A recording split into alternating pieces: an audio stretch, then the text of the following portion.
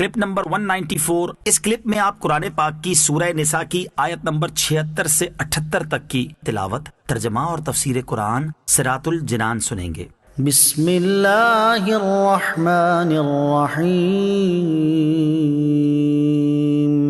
ترجمہ، اللہ کے نام سے شروع جو نہایت مہربان رحمت والا ہے۔ الذین آمنوا یقاتلون فی سبیل اللہ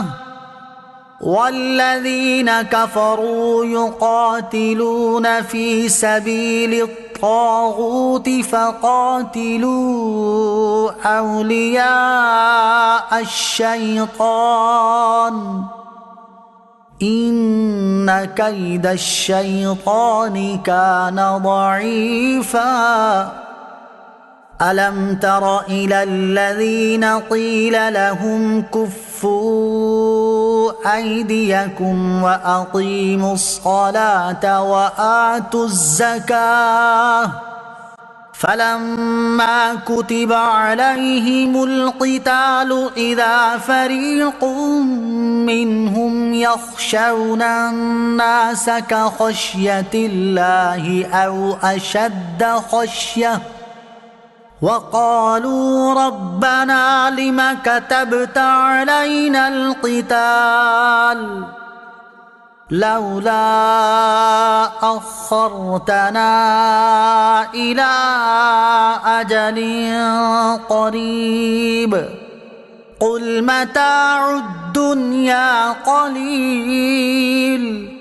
والآخرة خير لمن اتقى ولا تظلمون فتيلا۔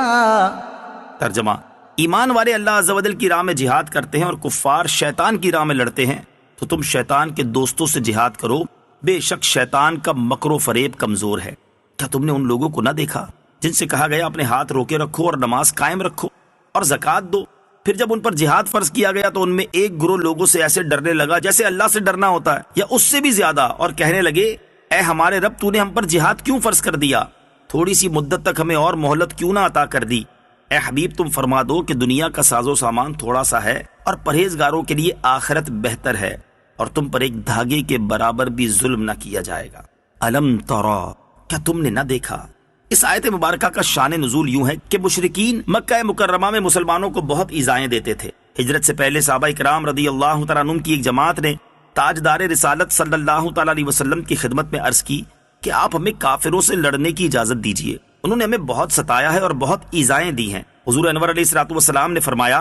کہ ان کے ساتھ جنگ کرنے سے بھی ہاتھ روک کر رکھو اور ابھی صرف نماز اور زکوٰۃ ادا کرو۔ اسی کے متعلق فرمایا کہ کیا تم نے ان لوگوں کو نہ دیکھا جن سے شروع اسلام میں مکہ مکرمہ میں کہا گیا کہ ابھی جہاد سے اپنے ہاتھ روکے رکھو اور ابھی صرف نماز قائم رکھو اور زکوٰۃ دو، لیکن پھر جب مدینہ منورہ میں ان پر جہاد فرض کیا گیا تو وہ اس وقت طبعی خوف کا شکار ہو گئے جو انسانی فطرت ہے، اور حالت یہ تھی کہ ان میں ایک گروہ لوگوں سے ایسے ڈرنے لگا جیسے اللہ عز و جل سے ڈرنا ہوتا ہے یا اس سے بھی کچھ زیادہ ہی خوف زدہ تھا، اور کہنے لگے اے ہمارے رب عز و جل تو نے ہم پر جہاد کیوں فرض کر دیا؟ اس کی حکمت کیا ہے؟ یہ سوال حکمت دریافت کرنے کے لیے تھا،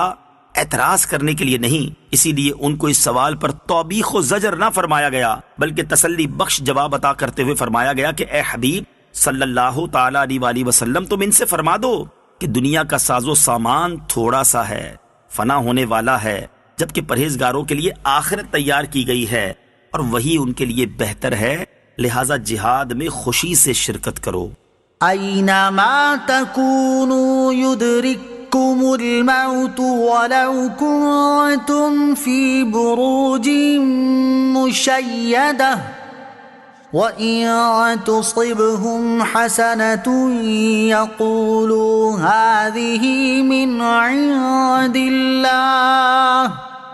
وَإِن تُصِبْهُمْ سَيِّئَةٌ يَقُولُوا هَذِهِ مِنْ عِنْدِكَ قُلْ كُلٌّ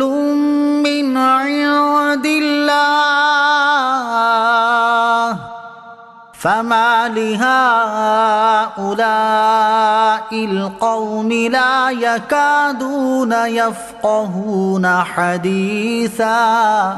ترجمہ، تم جہاں کہیں بھی ہوگے موت تمہیں ضرور پکڑ لے گی، اگرچہ تم مضبوط قلعوں میں ہو اور ان منافقوں کو کوئی بھلائی پہنچے تو کہتے ہیں یہ اللہ کی طرف سے ہے، اور اگر انہیں کوئی برائی پہنچے تو کہتے ہیں اے محمد یہ آپ کی وجہ سے آئی ہے۔ اے حبیب تم فرما دو سب اللہ کی طرف سے ہے، تو ان لوگوں کو کیا ہوا کہ کسی بات کو سمجھنے کے قریب ہی نہیں آتے؟ اینما تکونوا یدرککم الموت، تم جہاں کہیں بھی ہو موت تمہیں ضرور پکڑ لے گی۔ لوگوں سے فرمایا گیا کہ اے جہاد سے ڈرنے والو، تم جہاں کہیں بھی ہوگے موت تمہیں ضرور پکڑ لے گی، اگرچہ تم مضبوط قلعوں میں ہو اور اس سے رہائی پانے کی کوئی صورت نہیں، اور جب موت ناگزیر ہے تو بستر پر مر جانے سے راہ خدا میں جان دینا بہتر ہے کہ یہ سعادت آخرت کی کامیابی کا سبب ہے۔ وَإِن تُصِبْهُمْ حَسَنَةٌ، اور اگر انہیں کوئی بھلائی پہنچے،